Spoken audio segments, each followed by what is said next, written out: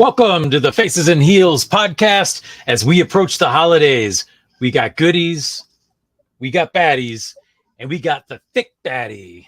Andy Brown is our guest tonight. Hey, what's going on, yo? You know, Jack, because of this show is dedicated to my mom, I'm gonna let that slide because you did good, and you did did good, and yeah, I'm gonna let it go. All right. Well, we're going to dedicate this really fun show with an amazing guest to your mom, and we're going to have a good time for the next hour. Thank you, and I'm gonna let it go. So, yes. Oh, really? Thanks, driving instructor. And you did good. So thank you. All right. Thanks, Lewis. Look at you. You're like giving me my first Christmas present early here with some praise. Look at you. I'll pretend I didn't hear that. Okay. Good. I wish I had those buttons on this side. Well, you ain't heard nothing yet. Well, Andy, we wanted to thank you for being here because you're helping us finish the year big. I'm genuinely psyched that you're here tonight. So thank you for taking the time.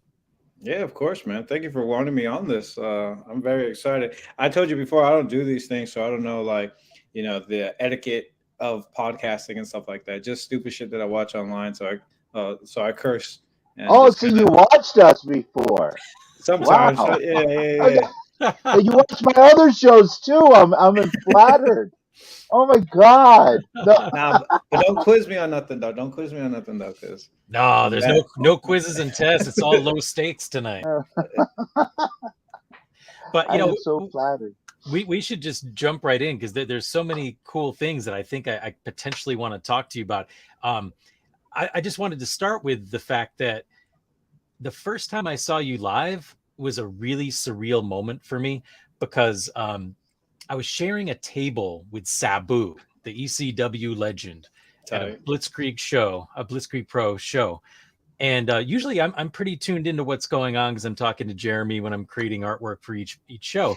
And he happened to have this particular show in Springfield, Mass. And there is an amazing brewery called White Lion Brewery that's there. Oh, yeah. And before the opening match, I decided that I needed a case of beer. And so they have a little venue. Yeah, well, you call it what you want. But they have a venue where you could buy individual beers. But I bypassed that and went right inside. And I said, hey, to Raymond, who owns it. And I bought a case. So I'm walking out with a case of beer going to my table. And some guy was watchdogging me. And I went to go pop one of the beers.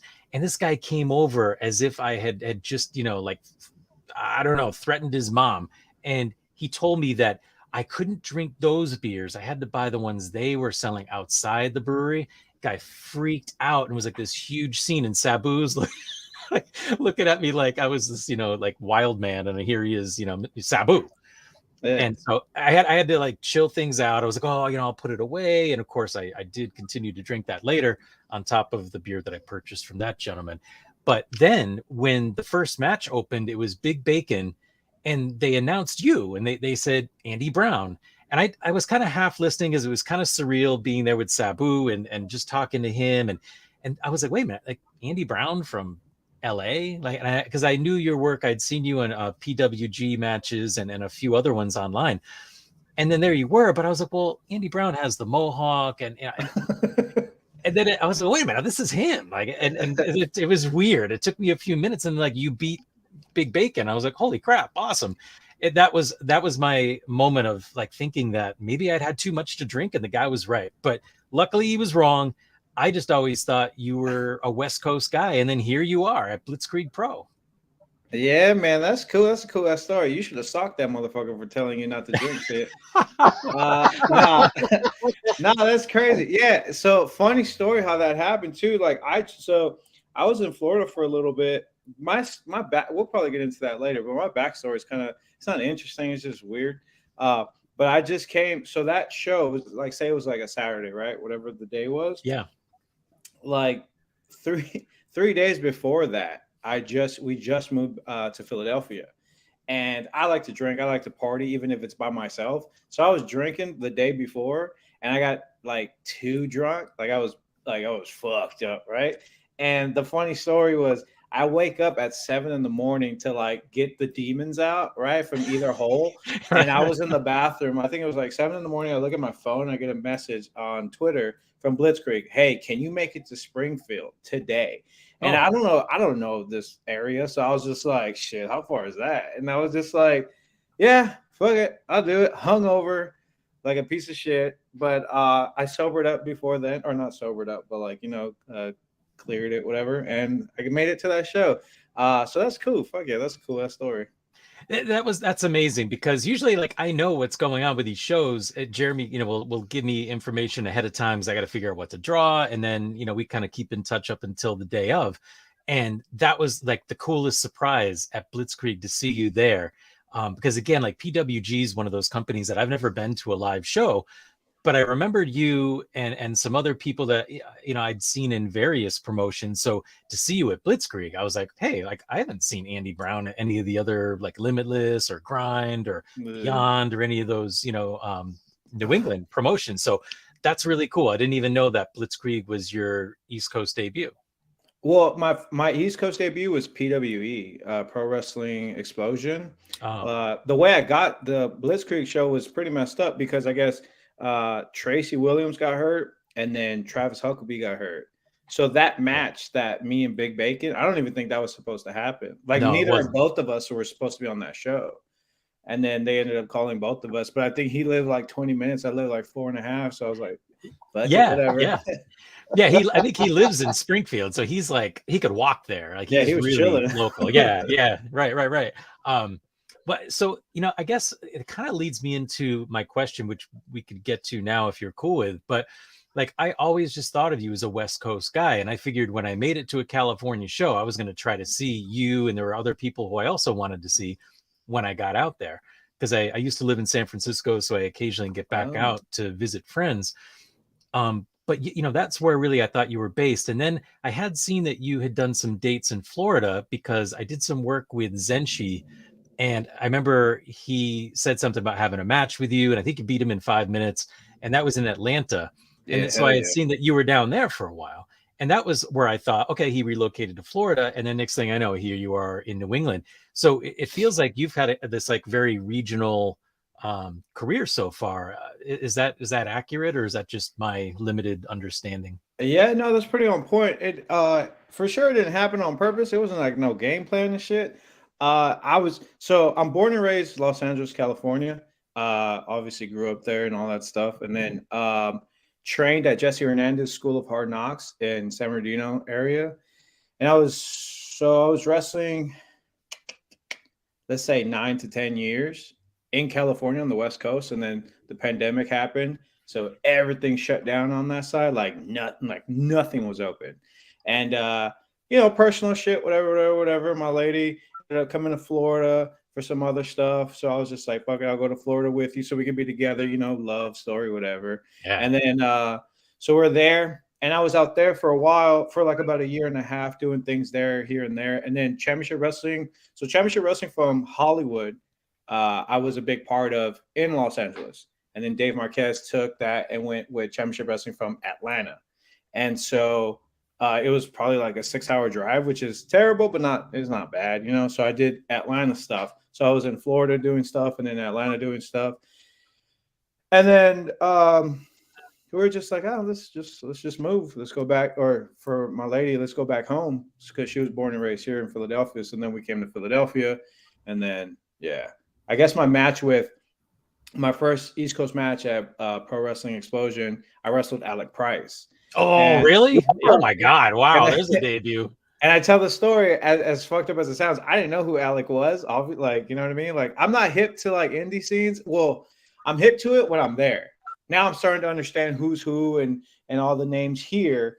But back at West Coast, I didn't fucking know who Alec was. You know what I mean? But then I like started studying his stuff. I was like, damn, this motherfucker good, man. Like, they want me against him? Hell no. I can't do that shit. But but then like it went well. I like him. He likes me, I think. And then Johnny Torres was the one that saw that match, and he was the one that told Jeremy, and then that's how I got to Blitzkrieg. Wow, that's a cool story. Oh my God. I can I find that match? Is that online or on IWTV with Alec?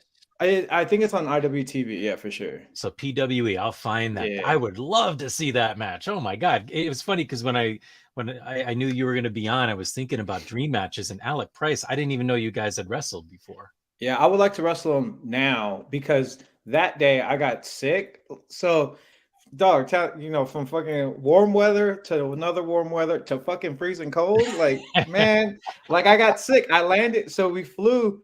I landed. Tell me why your boy had a cutoff shirt and shorts on when my lady's all toasted up. And I'm like, why didn't you warn me? She goes, I told you, you just don't listen. So we get off the flight and I'm cold as fuck. And then I got a cold. I couldn't breathe through my nose. Like the match was cool. The match was good. I really enjoyed it, but I wish I could give more of it, but I just couldn't breathe, so.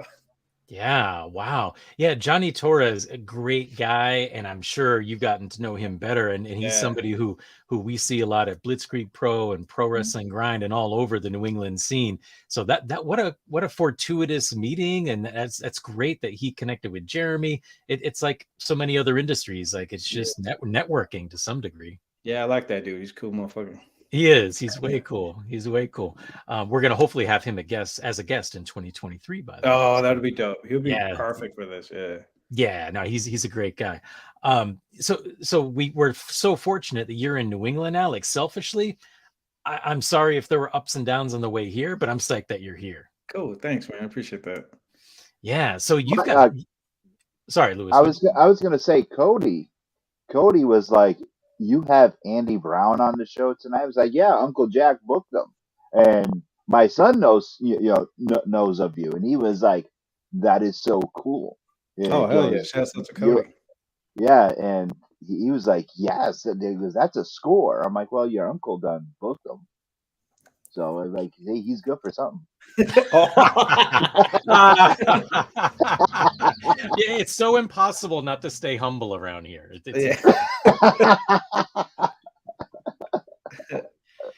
What's interesting too, and I don't know how much you want to get into this, but it was like when I was describing that kind of surreal moment where I was like, thought I was hallucinating that you were at Blitzkrieg. I remembered you, again, like with the mohawk, like kind of the long hair and the colorful gear. Like I don't mean like you were wearing a rainbow, but you would have different colors. And then when I saw you at Blitzkrieg, you had black. You were wearing all black, which is pretty much, I think, the gear I've seen you wear with slight variations the entire time I've seen you on the East Coast. So yeah, I'm pretty broke.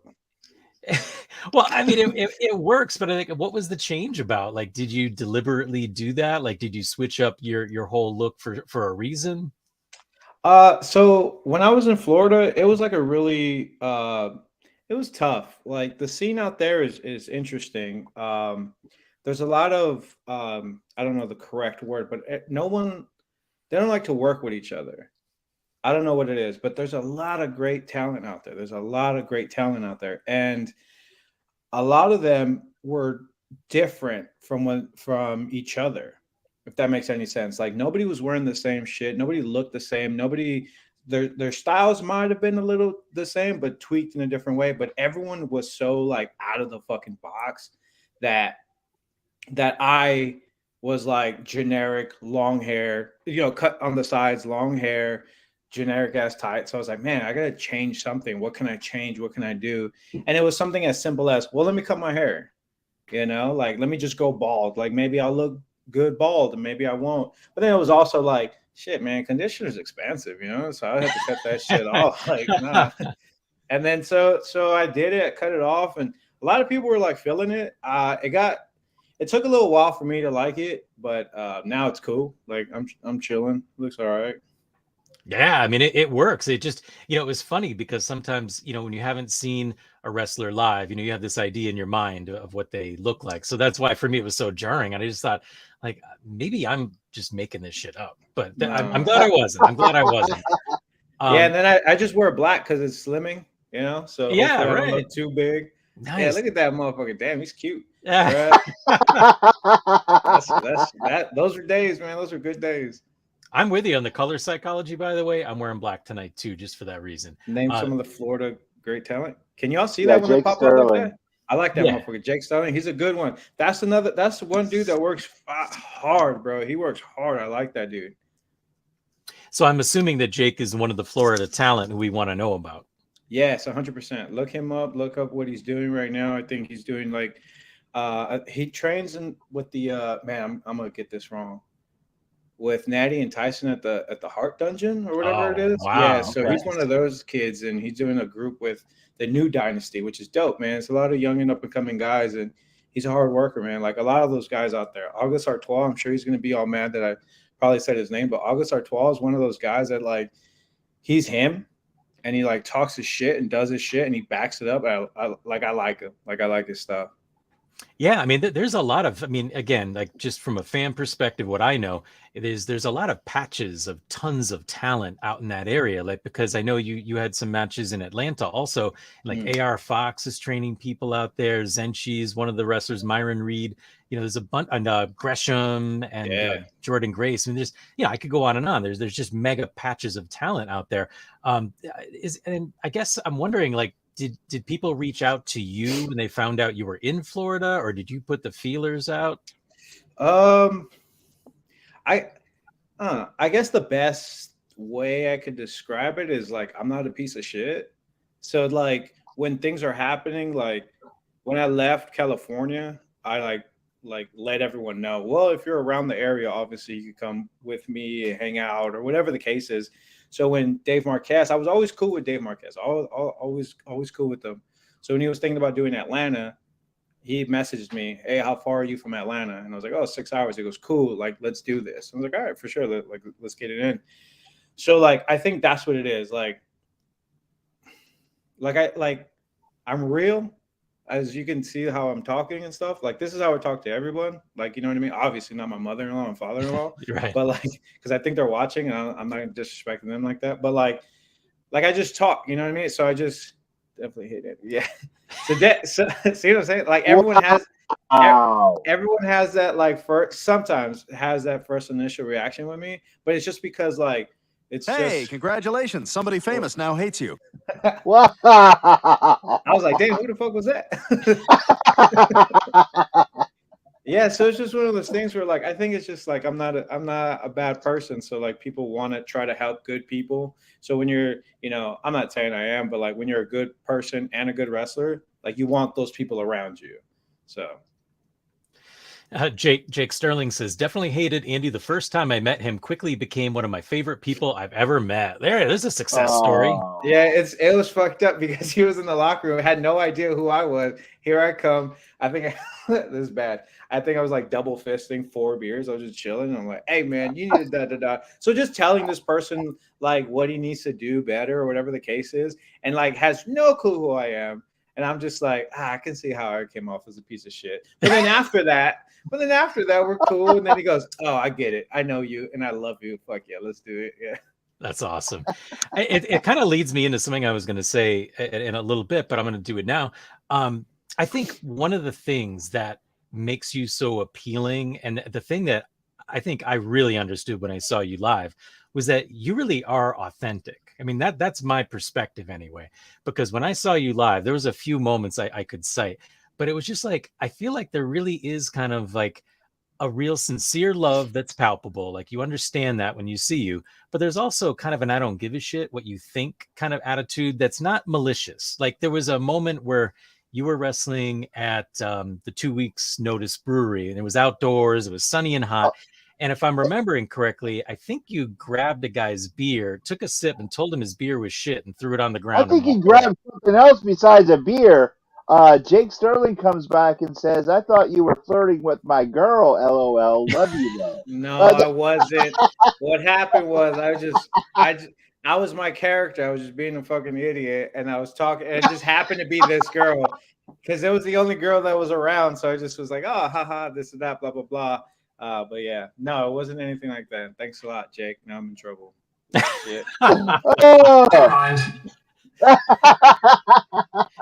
Being in trouble with your woman's never a good thing. I know she's about to burst through that door right now. Yeah, no, we don't want that. No, this isn't funny at all.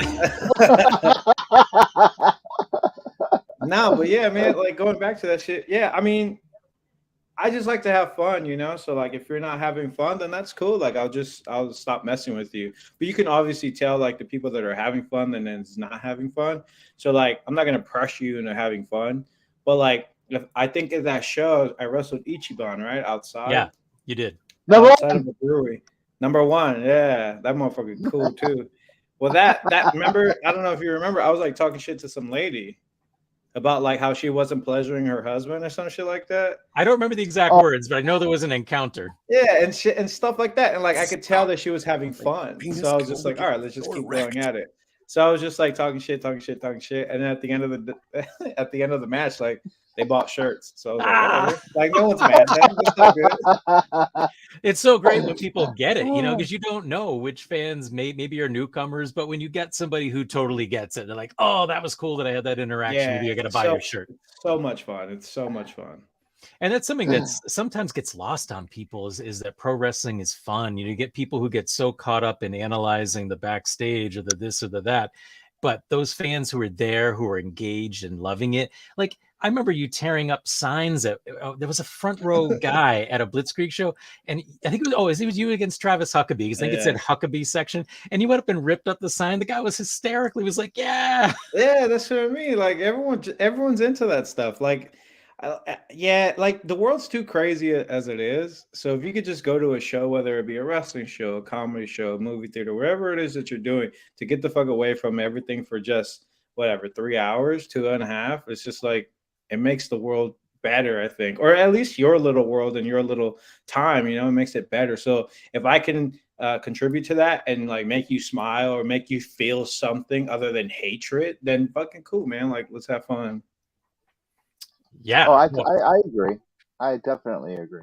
Lewis, do you want to ask your favorite question now? I talked about signs.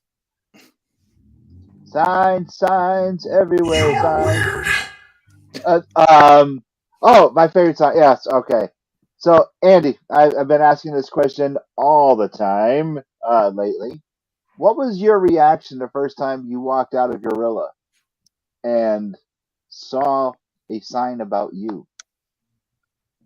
Oh man! And do you remember what that sign said?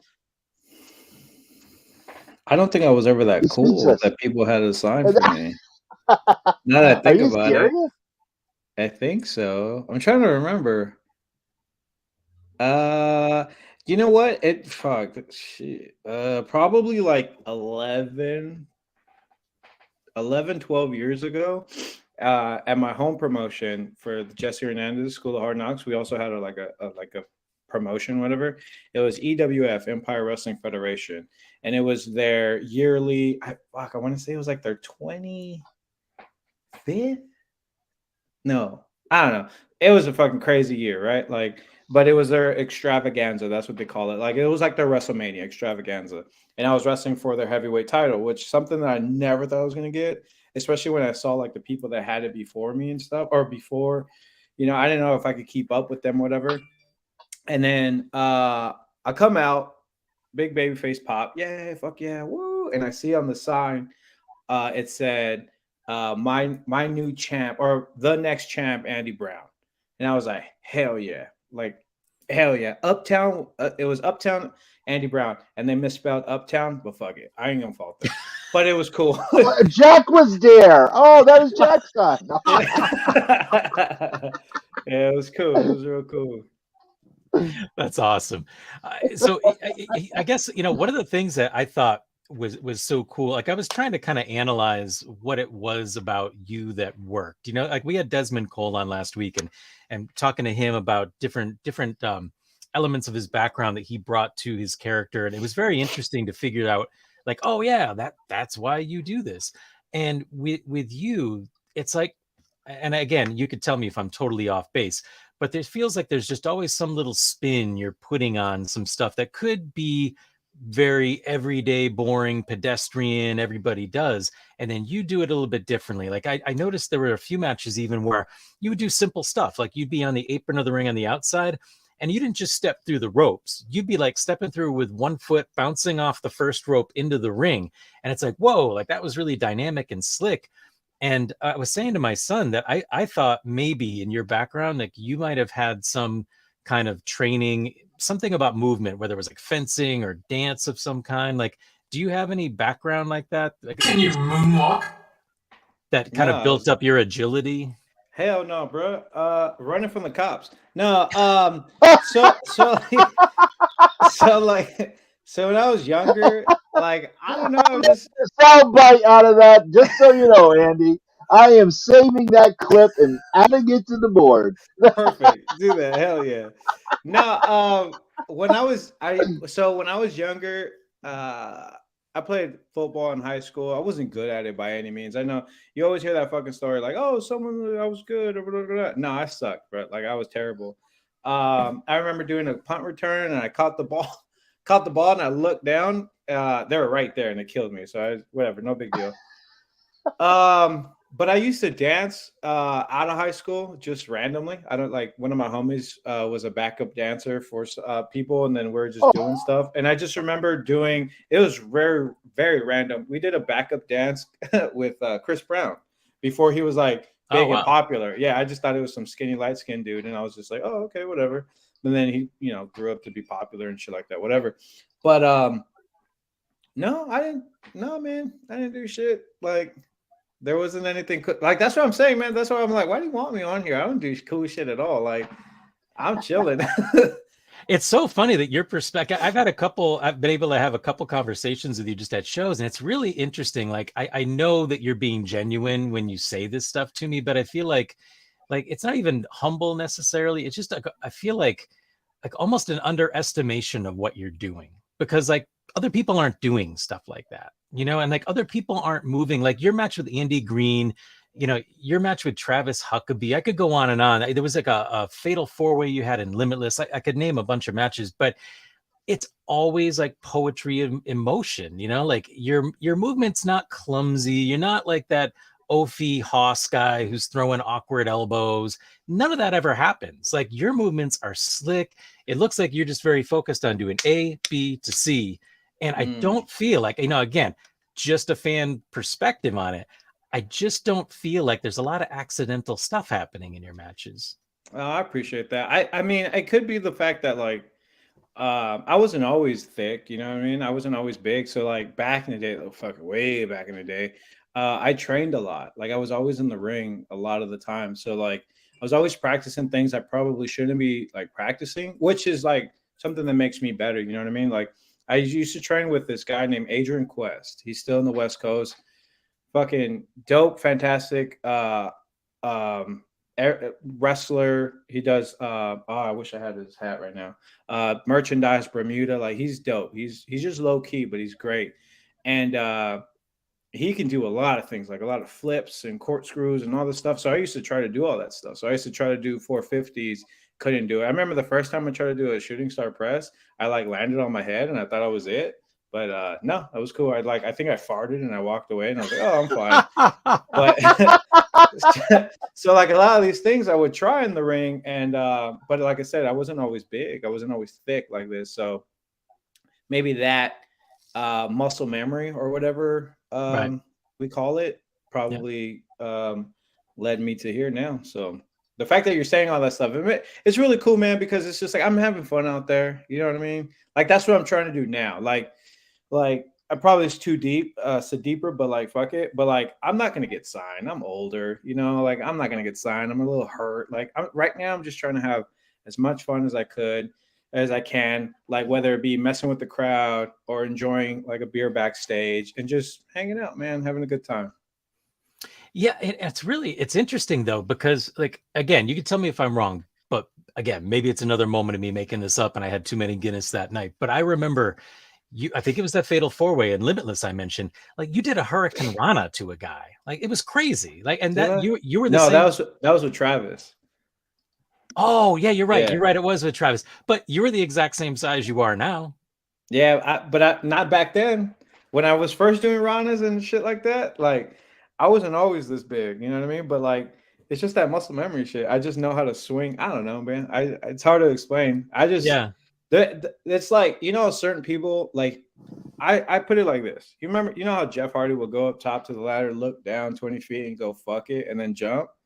So that's the same way what happens with me when I do my cartwheels and ranas. I go, oh, fuck it. And then I just do it. Now, mind you, it's not 20 feet in the air, but for a thick daddy, that shit's pretty high. You know what I mean? Like, no matter how high we go up. So, Yeah, I mean, I don't know. I just don't know any other wrestlers who quite have your repertoire. Like, maybe part of what works for you is that maybe you don't even appreciate like who you are in the ring. And not that you're not aware, but like when I see you wrestle, and I've probably seen you wrestle about a dozen times live. I mean, it's always amazing. Like it's not hell a yeah. fluke, it's not a joke, it's not like, oh wow, how did that lucky move happen? And there's no luck going on. It's skill, and there's like a flow to the match.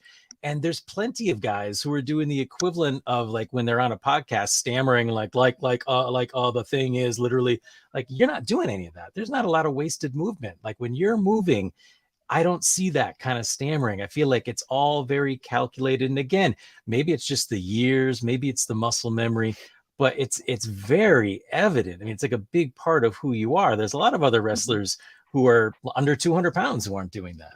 I was about to say it's the lack of cardio that makes me not want to do all that shit. Like I'm chilling, bro. I'll just get to point A to point B as slow and steady as possible. But no, man, that really means a lot to me for sure. Because like I know that a lot of my friends in and out of the business are like, that's my biggest flaw with anything is the lack of confidence in myself. So when I go out there, I don't see, and like this larger than life person. Like I don't see any of that shit. I just see regular said the N-word, regular Andy just going out there and just trying his best to either entertain the crowd and make sure my opponents are cool, like, and they like it and everyone is enjoying it, so that could be, I guess, like how you said, like the biggest blessing in my downfall, you know what I mean? So yeah, because I mean, I've been going to a ton of Lewis and I have been going to a lot of Blitzkrieg shows for a while now. And, again, it's no accident because like you said, your first match at Blitzkrieg was this year. It's been like a little over half a year, right? So I've never seen anybody in Blitzkrieg start and get a title match as quickly as you have. Yeah, I heard that. That's crazy. Yeah, I don't know, man. Like, I don't know. Whatever it is I'm doing, I'm gonna keep doing it because I'm having fun doing it for sure. And I'm having like a lot of fun matches, which I love. Like, and it's crazy because a lot of these matches are all first time matches. You know what I mean? Because I'm not from this area, so a lot of the times I get to see new talent, and then oh man, I can't wait to work with that person. And then I get to work with that person. It's like oh hell yeah, like let's go. So it is an excitement and a fun aspect to it all. So I get excited. I mean, I don't know how it can't be. I mean, it feel like even last week we were kind of dream booking with Desmond Cole, and I had mentioned that four-way match at Limitless. It was like you and Desmond and Aaron Rourke. Sorry, I'm blanking on who your fourth opponent was. I keep calling him Channing Tatum, but it's Channing Thomas. Oh yes, world class. Yeah. And that was an awesome match. And I asked him, I was like, "Have you ever faced Andy Brown one-on-one? Because I've never seen it." And he said, "Nope, let's book it." And he was like calling out Jeremy and Rip and all those guys. And I would love to see that match because like we just had him on last night. I just thought like the two of you guys in a singles match would be one of those killer matches that I'd love to be there for.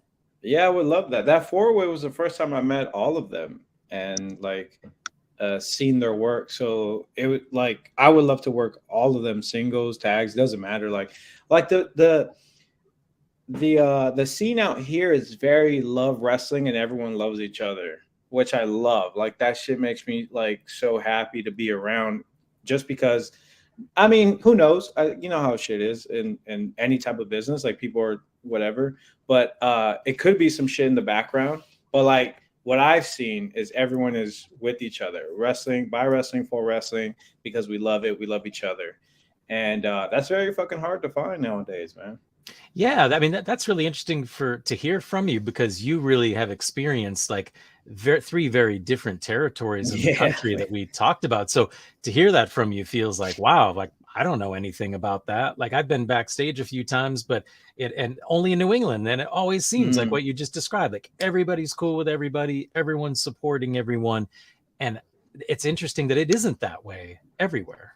Yeah, it's not, but that's human nature, you know what I mean? Like, but like I think we're doing a good job with um not necessarily, I don't know if this is hopefully not triggering by any means, but like the cancel culture y kind of Yeah. thing, where it's just like we are weeding out the bad, where like people are, whatever it is bad that they're doing and people are finding it out, it's like, all right, you got to get the fuck out because it's you're not making it fun, you're making it cancerous or you're making it wrong and blah blah blah. And you're gonna start, making people feel uncomfortable. So when that happens, it's cool that people are standing up and going, you got to get out because this is all love and we're all having a good time.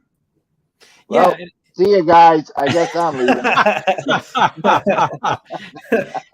Well, like one thing I wonder, like, do you ever find this when, like, again, because I haven't spent a lot of time in the Indies in Florida or California, but one thing that I really appreciate about promotions like Blitzkrieg and that Wrestling Open that Beyond runs is at the beginning there's a disclaimer, and it's basically saying like we don't tolerate hate here, and if you're one of those people, you will be escorted out, and they mean it, like it happens.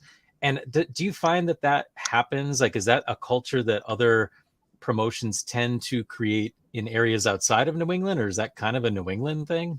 No, I mean it sucks. It's terrible that we have to like say that, but I understand. But I appreciate when they do. I think that's everywhere. I think just now, just because because I don't know how the scene was over here when COVID happened or when the pandemic was going on. I don't know if everything shut down or how it was, but I think that happened with that. And I think that that's a good thing, but it sucks that we have to like announce it like, hey, don't Right. do this. It's like, what the fuck? Like, hey, just don't be a piece of shit. Right. But no, I think it's everywhere. It's just now that we're announcing it now. So Yeah, I mean, and it feels like, especially maybe the culture of pro wrestling has changed along with the world, but it just feels like it's almost like a given that everyone's accepted. Like it doesn't matter if you're yeah, straight, gay, black, Asian, white, like none of it really matters. Like if you're a talented performer and you can get in there and go, like people want to see you and will yeah, react appropriately. I mean, agreed. I feel like that's a great thing that now it's like, oh yeah, you're trans, whatever, who cares? Can you go in the ring? It's all secondary. Yeah, are you a good person or is everything cool? Like, yeah, that's what I mean. Like, what does fool say? Oh, we got Jeremy. Go ahead, Jack. Jeremy wants you to play the fuck, marry, kill game with AG, AG, Rick, Bobby, Orlando. Wait a minute, AG. Anthony Green. Oh, okay. I thought he was talking about my other show. I was like, hey, we just met now. Come on. Damn, Is this he one's talking about hard. my co-host or me? I mean, come on. Hopefully he's talking about me. Damn, do I have to answer this? Should I answer this? No, you don't have to do anything. Oh fuck, I kind of want to though. Well, go ahead. No, Well, I you Go can just ahead, do it. I just feel like I'll get in trouble. I'm like going through a lot of shit in my head, but I'm like, nah, let's pump. What the hell's going on here? Who the hell are you? No, Damn, I don't want to kill Rip because I feel like I could drink with Rip, Oh, definitely. but I feel like I'll marry AG, but then like Bobby Orlando could get it, so that's why I'm like, do I want to fuck him? Can I like kill Bobby Orlando and then fuck Rip and then marry fucking AG? You can do it any way you want. I don't think Jeremy has really rigid rules. Y'all gonna get me in trouble up in this bitch. Jeremy, he'll answer you on the 30th. How about that? Yeah, When there he's you go. winning the Bedlam title from VSK. Woo! That's going to be exciting. We have to talk about Restival too, because you actually are a big part, not just of the Blitzkrieg show, but beyond that. No pun intended. Eric Hunt. That's a good one. So yeah, maybe if you're cool with that, what's going on for Restival? Because especially in New England, a lot of the fans are looking forward to ending the year big with Beyond in Worcester, Mass, and you're going to be a little all over the place.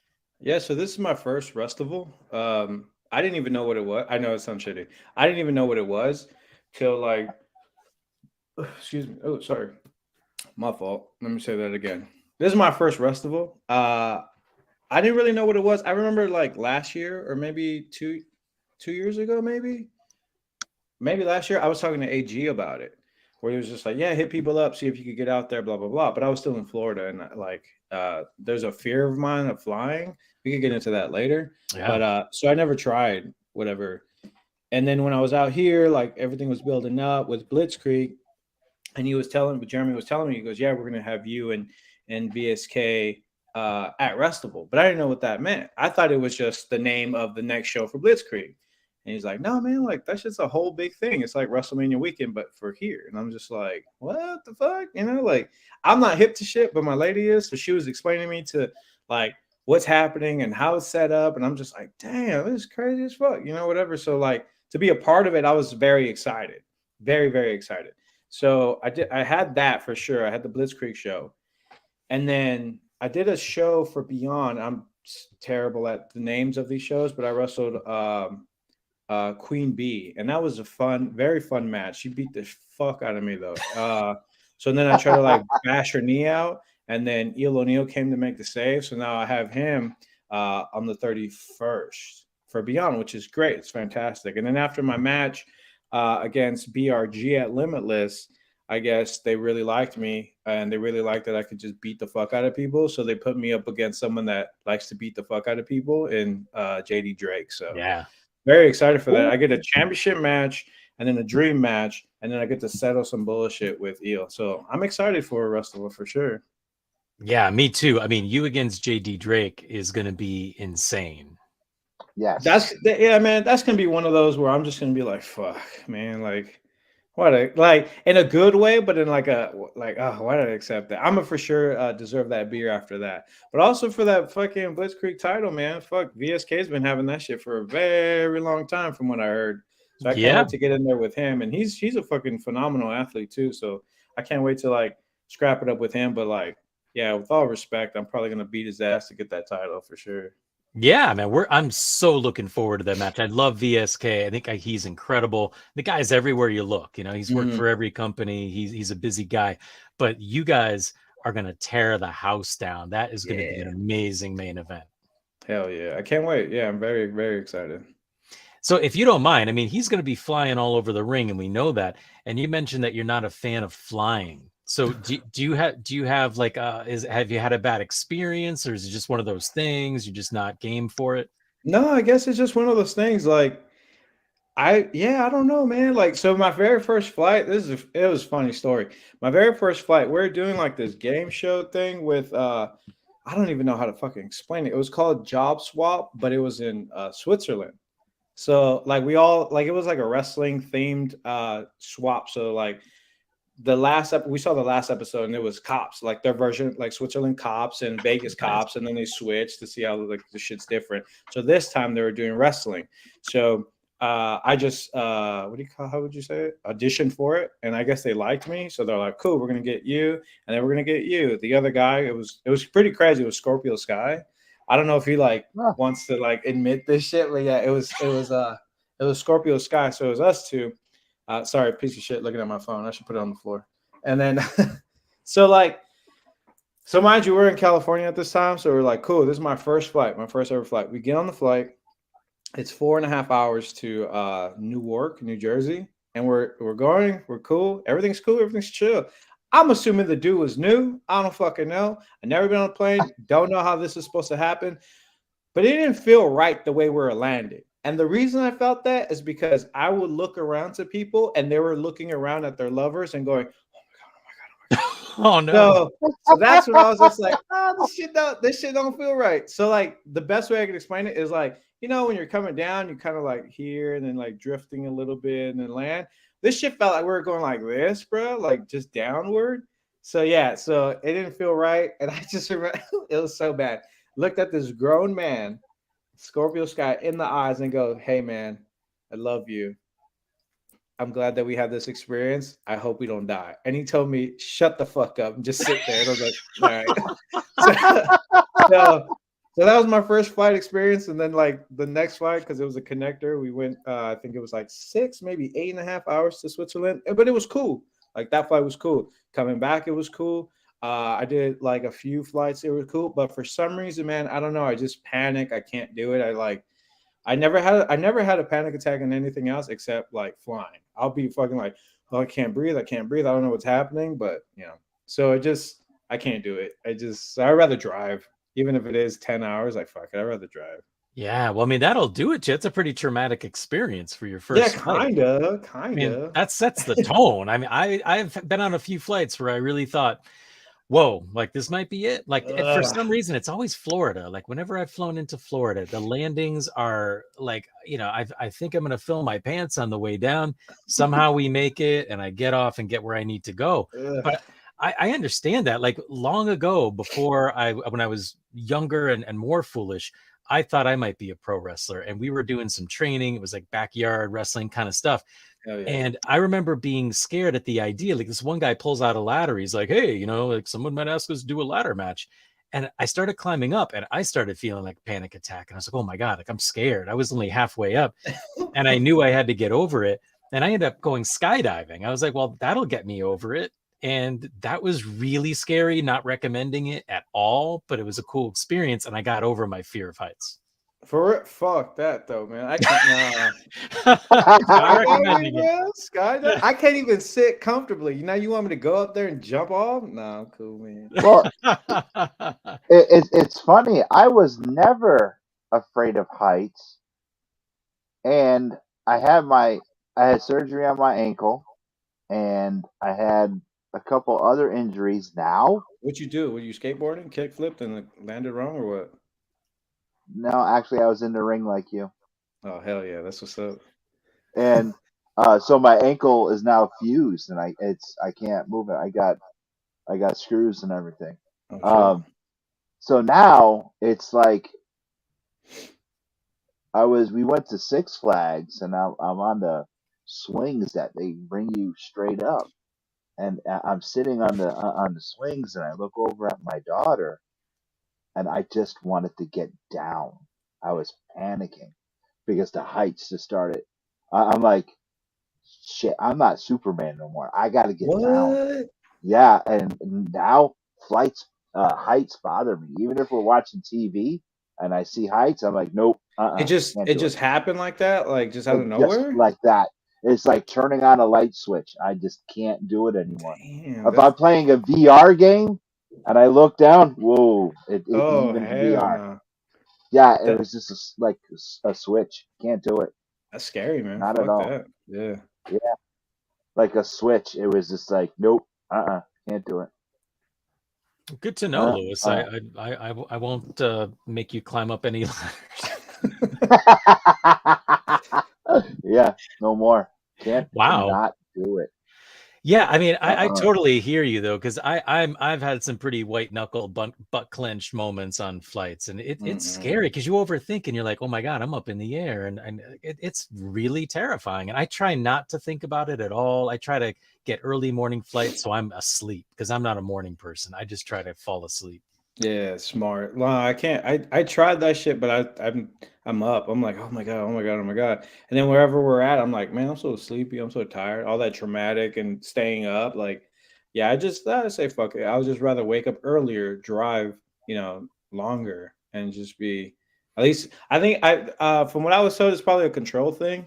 You know what I mean? I don't have control of it, so I gotta Lieutenant fucking Mark over there, whoever his name is. I gotta trust his ass. So Lieutenant Dan. Great movie. I want to watch that movie actually. Lieutenant Dan. Well, here's a question for you that, I mean, you've kind of mentioned something that might answer this question right off. But like, let's say, for instance, AEW contacts you and wants you to come to a taping and it's 20 hours away or 12 hours away. Is that something that you'd consider doing if you could drive there, or like what would that look like for you? That's hard because I've had this conversation with my lady plenty of times where it was just like, well, what if something was offered? I got it. Oh shit! I got it. I got the answer. Oh my God, we're gonna treat you like B.A. Baracus. Well, I haven't heard that before. Oh, this is good. A-Team, Mr. T. We're just gonna knock your ass out. We're gonna drug you up. I've heard that before. I was just like, damn, why does that sound familiar? Yeah, a lot of motherfuckers tell me that shit, dog. I just didn't know. I don't want to promote drugs up in this bitch. You know what I mean? Because a lot of people have told me that, and I'm just like, fuck, shit, nah, man, I don't know. What if I get, No, they never. All they did was put him to sleep. That's all they did. Shit, They maybe gave him imagine. this: eat a bunch of turkey and you'll be fine. Yeah, that's true. Getting all And drowsy, you'll be meeting Tony Khan. Hey, what's up, bro? How's everything? yes, yeah. Then you just fall asleep, and then you wake up and you be like, "Damn it, Jack! I pity the fool. Why you put me to sleep? How I end up in Alaska? You be fine." I mean, it's not a I wish bad I had a idea, I Mr. guess. T. I wish I had a Mr. T soundbite. That would be so great. Oh my God. Oh, Hercules, Hercules, Hercules. Close enough, I guess. Yeah, I guess. In the same race. Fuck it. Oh, No, that- I mean, I don't know. We've talked about it. I don't know what I would do, to be honest. If I'm being 100% honest, I would probably like be like, damn, man, why the fuck y'all want me to go 20 hours away when you guys are in Philly sometimes or whatever? But That's right. realistically, I don't know, man. That's a hard question because I want to say yes, you know what I mean? But like the day of, like, what if I get too fucking scared and have to cancel out? You know, like I mean, I'll figure it out for sure, but I don't know, those flights, man. That was a big reason why I never made it to the East Coast in the first place when I was, you know, big in the West Coast, is because I was always terrified of flying. So I never took a chance on myself because I was too afraid. Not that like people wouldn't like me or like I wouldn't be able to make it, but I was too afraid to fly. That's why, like, not that's why, but like that's one of the main reasons why I feel like I've never blew up as you know, this big indie darling. So I feel like I'm an underground, like not legend, but like an underground star where like certain people know me, and then the people that do know me are like, oh yeah, I fuck with him. He's good. He's good people. So Yeah, well, I mean, you just had a match with MV Young. He's like Mr. Underground, right? yeah, he's dope as fuck, man. I liked him. He was cool as fuck. He kicked the fuck out of me outside on the sidewalk. Man, that shit was cold. That shit hurt. That shit blew up on TikTok, apparently. I was pissed, man. Like, it couldn't be something I did. I was crying. No, please, man, it's cold. Yeah, go look at that clip, man. That shit was funny as fuck. Fuck, dude, I'm not used to this weather, bro. I'm not. Like, I be inside, I open my shade and I look out and I'm like, damn, this shit looks beautiful. Sun's out. And I like to sometimes get outside to get some air. Man, I walk downstairs, open my door, freezing. Like, fuck, man, my blood can't handle this shit. I don't even know what the fuck I'm doing here. It's But I like hard. it. Yeah. This place is colder than my grandma's feet. Yeah, see what I'm saying? Shit like that, bro. It's cold. It's cold, bro. I remember coming back from living in California for 1 year, and it took the hardy New Englander out of me for a long time. I was like, it's really cold, and it was like 45 degrees. And now, you know, I've been back for a while, like, you know, it's 12. I'm okay. Oh God, it's just. And then I keep hearing that it's gonna get colder. Like Oh yeah. I'll talk to people like at the gym or at the store, and I'll be like, man, it's so cold. And they're all like, oh, this is cold. This is nothing. I'm like, what? Like, what are you talking about? Like, oh, it's gonna get colder. I'm like, start crying and shit. My mother-in-law already got me like sweats and like Nice. yeah, Yeah. she hooked me up already. You can get heated jackets too. I don't know if you've seen these. There's winter jackets that have heating pockets in them, and you just like push a button and you're warmed up. See, shit like that. That's crazy. I've never heard of that. Why would I need that in California? Right. No, you know what I'm wouldn't, saying? especially LA. I mean, like, Yeah, why would hell you ever no. think about it? You wouldn't. And Florida, like two places you would never consider it. It'd be crazy. No, But that's tight though. here, I might get that shit though for sure. yeah, no, it's worth like $200 or whatever it is. It's Right. worthwhile. So here's a question, because it is going to be really cold here in February and March. And I'm not asking you to spill any beans that you can't, because I know they haven't announced matches yet. But do you think there's a strong likelihood that we'll see you when Pro Wrestling Grind returns in February up here? Are you going to be doing more work at Grind? I don't know, man. I really fucking hope so.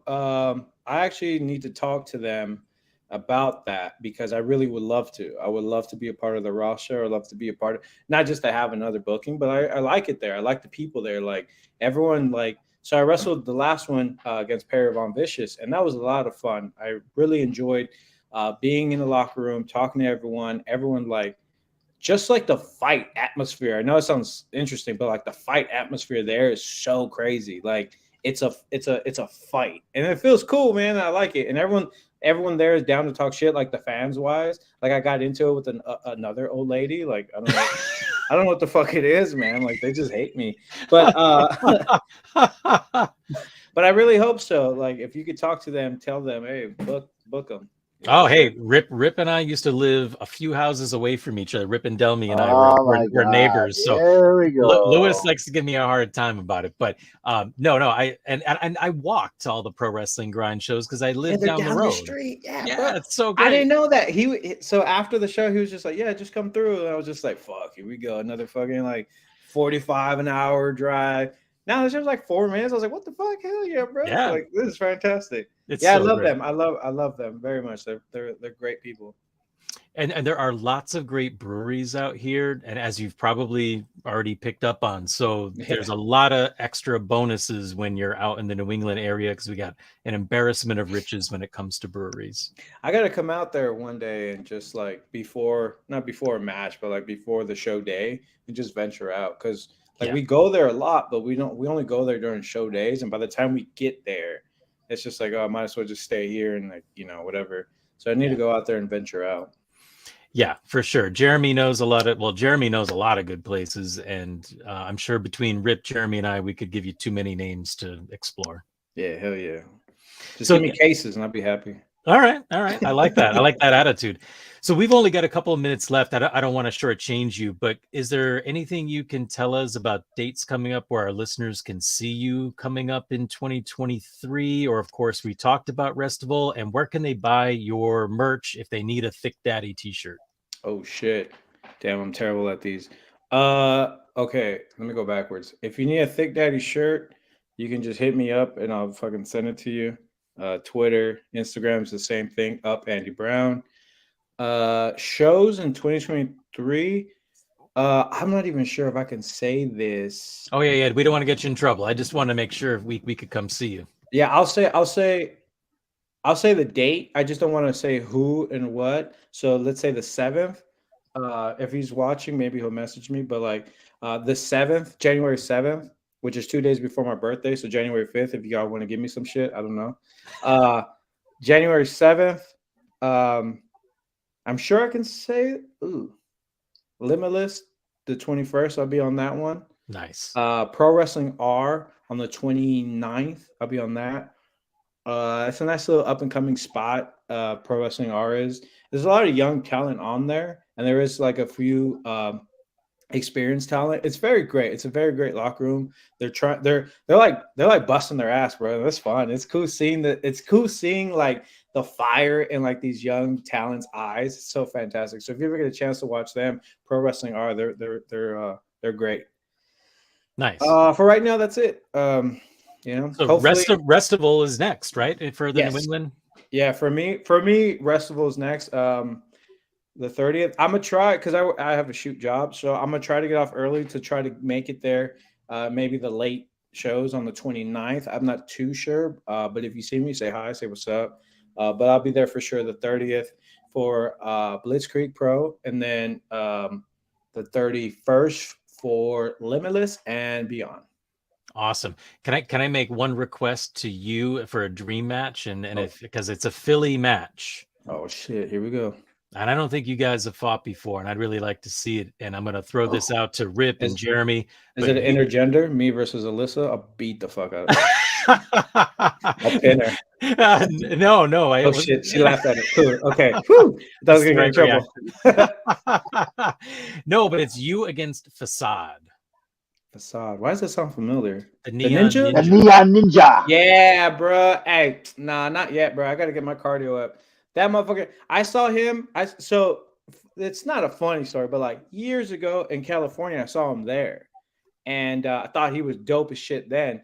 And then saw him every here and there. When I did the MV Young show, I saw him on there. And I was like, God damn, this motherfucker still could do that shit like that. Like that's crazy. I would love to work with him for sure. I would love to wrestle him, but shit, bro, I don't know if if I keep up, but I'm fucking down for sure. Hell yeah. Well, my guess is you're going to keep up with VSK at Restival, and then you'll have proved to everyone you can keep up with Facade. So maybe in 2023, that's where we're going next. Fuck yeah. Nice. Awesome. So Andy, thank you so much for being with us tonight. It's been so much fun. I hope you had a good time.